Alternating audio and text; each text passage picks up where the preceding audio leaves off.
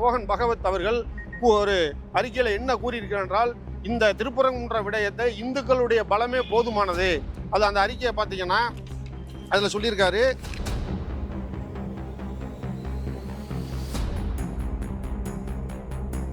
மூலம் அவர் என்ன சொல்ல வர்றாருன்னா, இங்கு சிறுபான்மை வாழக்கூடிய முஸ்லீம்களை அச்சுறுத்துறாரு.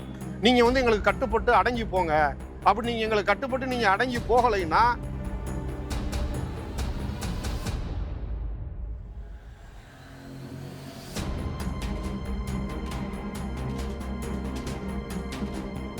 இந்திய சாசனத்தை அவமதித்ததாக தேச விரோத கருத்துக்களை நச்சு கருத்துக்களை பரப்பி வருவதால் அவர் தேச விரோத சட்டத்தில் அவரை கைது செய்து சிலர் அடைக்க வேண்டும் என்பதாக கோரி நாம் ஆணையரிடத்தில் இன்று நம்ம புகார் கொடுத்திருக்கிறோம்.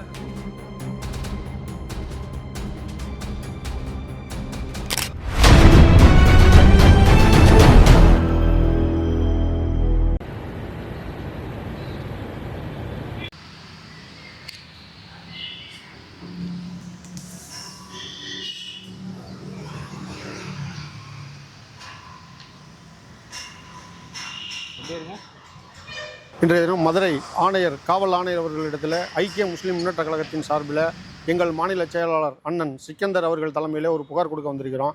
அந்த புகார் என்ன அப்படின்னா, இப்போ சமீபத்தில் நடந்து கொண்டிருக்கக்கூடிய திருப்பரங்குன்றம் விடயத்தில் இன்றைக்கு ஆர்எஸ்எஸ்ஸினுடைய தலைவர் மோகன் பகவத் ஒரு அறிக்கையை கொடுத்திருக்கிறார்.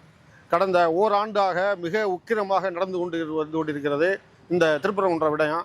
அதில் பார்த்தீங்கன்னா கிட்டத்தட்ட ஒரு 10 நூற்றாண்டுகளாக 950 1000 ஆண்டுகளாக ஒரு மத நல்லிணக்க மலையாக அது இருந்து கொண்டிருக்கிறது. அந்த திருப்பரங்குன்ற மலையிலே சமண கோவில்களும் இந்து கோவில்களும் முஸ்லீம் தர்காக்களும் இருந்து சர்வ சமய நல்லிணக்கத்துக்கு எடுத்துக்காட்டாக அந்த மலை திகழ்ந்து கொண்டிருக்கிறது. அனைவரும் இதுவரை எந்தவித இடையூறுபாடும் இல்லாமல் அனைத்து சமூக மக்களும் தங்களுடைய வழிபாட்டை தொடர்ந்து கொண்டிருந்த பொழுது, இப்போ கடந்த ஓராண்டாக அங்கு திடீரென அசைவம் சமைக்கக்கூடாது, ஆடு கோழி பலியிடக்கூடாது என்பதாக சங்க பரிவாரங்கள் ஒரு நிலை எடுத்தார்கள். அதன் பிறகு அதில் நீதிமன்றங்கள் பார்த்தீங்கன்னா சில நடைமுறை கோட்பாட்டுக்கும் சட்டத்திட்டக்கும் அரசியல் சாசனத்துக்கு எதிராகவும் சில தீர்ப்புகளை வழங்கி கொண்டிருந்தார்கள். அதன் உச்சபட்சமாக அந்த தர்காவில் அருகிலே 200 ஆண்டுகளுக்கு முன்பு இந்தியாவை முதலில் ஆங்கிலேயர் நில அளவீடு செய்து புல வரைபடங்கள் தயாரிப்பதற்காக ஜிடி ஸ்டேஷன் என்கிற கிரேட் ட்ரிகனோமெட்ரிக்கல் ஸ்டோன் அப்படிங்கிற கல்லை அங்கே நட்ட அந்த கல்லை போய் தீபத்தூண் என்பதாக இவர்களும் அரைமூளை சங்கிகளை மக்களை திசை திருப்பதமாக அது தீபத்தூண் என்பதாக மக்களையும் திசை திருப்பி பொய் பரப்புரையை செய்து அதில் தான் தீபம் ஏற்றுவோம் என்பதாக அவர்கள் ஒரு வழக்கை தொடுத்தார்கள். அந்த வழக்கில் மதுரை உயர்நீதிமன்றத்தில் உள்ள GR சாமிநாதன் என்கிற நீதிபதி அவர்களும் அதை நான் நேரடியாக போய் பார்த்ததாக கூறி அந்த அதை அழைத்து அவர் செல்லும் பொழுது வருவாய்த்துறை அதிகாரிகள் மாவட்ட ஆட்சியரிடம் சொல்லி DRO இது போன்ற வருவாய்த்துறை அதிகாரிகள் அழைத்திருந்தால் அந்த கல் என்ன கல் என்று அவர்கள் சொல்லி கொடுத்திருப்பார்கள். இவர் தனக்கு எல்லாமே தெரியும் என்பதாக யாரையுமே எதுவும் கேட்காமல் இவராக அந்த தூணில் தீபம் இந்த ஆண்டு முதல் தீபம் ஏற்றுங்கள் என்று அது பார்த்தீங்கன்னா கார்த்திகை ஒரு நாளுக்கு முன்னதாக அவர் கொடுத்த தீர்ப்பு தமிழக மக்களிடையே மிகப்பெரிய கொந்தளிப்பு ஏற்படுது. நாங்கள் இங்கு ஒற்றுமையாக வாழ்ந்து கொண்டிருக்கிற இடத்துல அவர்கள் சங்கிகளுக்கு ஆதரவாக நீதிபதி தீர்ப்பு வழங்கியதை மக்கள் ஏற்றுக்கொள்ள முடியாமல் ஆங்காங்கு பல்வேறு கட்ட போராட்டங்களை நடத்தி வந்தார்கள். அவர் 1க்கு 2 முறை அந்த தீர்ப்பை மீண்டும் சட்டவிரோத தீர்ப்பை அளித்தும் தமிழக அரசு இந்த தமிழகத்திலே நடைபெறக்கூடிய மத நல்லிணக்கத்தையும் சகோதரத்துவத்தையும் பாதுகாப்பு நோக்கோடு அந்த செயல்படுத்தாமல் உச்சநீதிமன்றத்துக்கு மேல்முறை செய்திருக்கிறது. இந்த நிலையிலே இன்று திருச்சியில் RSS முகாமில் RSSனுடைய தேசிய தலைவர் மோகன் பகவத் அவர்கள் ஒரு அறிக்கையில் என்ன கூறியிருக்கிறார் என்றால், இந்த திருப்பரங்குன்ற விடயத்தை இந்துக்களுடைய பலமே போதுமானது. அது அந்த அறிக்கையை பார்த்தீங்கன்னா அதில் சொல்லியிருக்காரு. என்ன சொல்லியிருக்காருன்னா, இந்துக்களின் பலத்தை அடிப்படையாக கொண்டு மட்டுமே இந்த பிரச்சனையை தீர்க்க முடியும். திருப்பரங்குன்றம் பிரச்சனை இந்துக்களுக்கு சாதகமாக தீர்க்கப்பட வேண்டும். இப்பிரச்சனை மேலும் தீவிரப்படுத்த முடியும். ஆனால் அது நீதிமன்றத்தோட தீர்க்கப்பட்டுவிடும் என்று நம்புகிறேன் அப்படின்னு சொல்கிறாரு. இதுலேருந்து என்ன சொல்ல வருதுன்னா, நீங்கள் நீதிமன்றத்தில் GR சாமிநாதன் தீர்ப்பு வழங்குவதற்கு முன்பே நீங்கள் மதுரை சுவர்கள்லாம் பார்த்துருக்கலாம். உயர்நீதிமன்ற உத்தரவின் அடிப்படையில் தீர்ப்பின்படி நம்ம தீபேத்தவாங்க அப்படின்னு அழைச்சாங்க. அப்போ இவர் பின்னாடி இப்படி தான் தீர்ப்பு கொடுக்க போகிறாருன்னு அவங்களுக்கு முன்னாடி எப்படி தெரிஞ்சிச்சு அப்படிங்கிற அடிப்படையில் தான் இவர் நீதிமன்றத்தில் உள்ளதால் இந்த பிரச்சனை தீர்க்கப்பட்டு விடும் நம்புவதாக சொல்கிறாரு. இந்த பிரச்சனை இன்னும் தீவிரமாக்க முடியும்ன்றதையும் ஒரு வார்த்தை சொல்கிறாரு. அப்போ இதை இன்னும் எந்த கட்டத்துக்கு கொண்டு செல்ல போகிறார்கள்னு தெரியலை.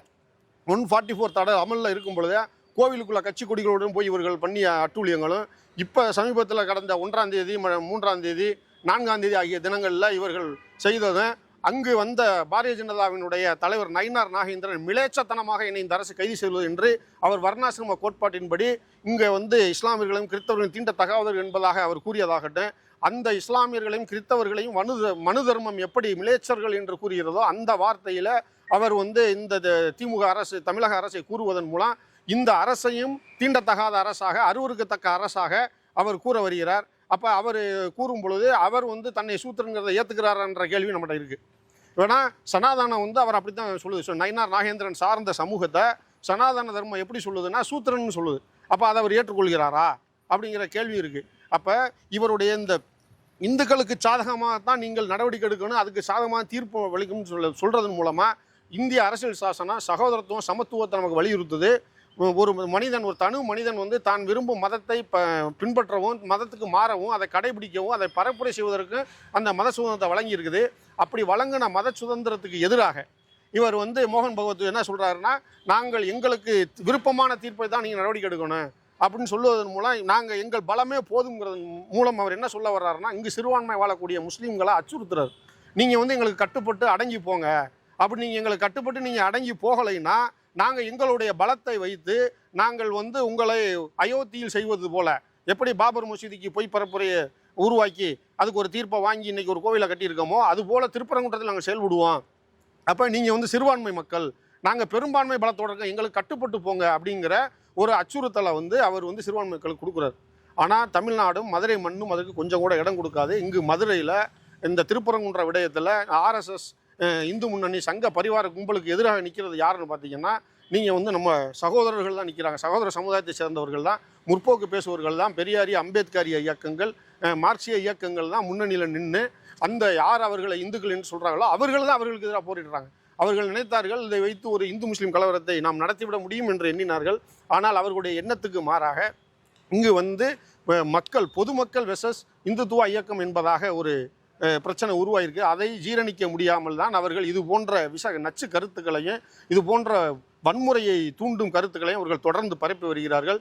எனவே அந்த ஆர்எஸ்எஸ்னுடைய தலைவர் மோகன் பகவத் அவர்கள் மீது இந்திய சாசனத்தை அவமதித்ததாக தேச விரோத கருத்துக்களை நச்சு கருத்துக்களை பரப்பி வருவதால் அவர் தேச விரோத சட்டத்தில் அவரை கைது செய்து சிலர் அடைக்க வேண்டும் என்பதாக கோரி நாம் ஆணையரிடத்தில் இன்று நம்ம புகார் கொடுத்துருக்கிறோம்.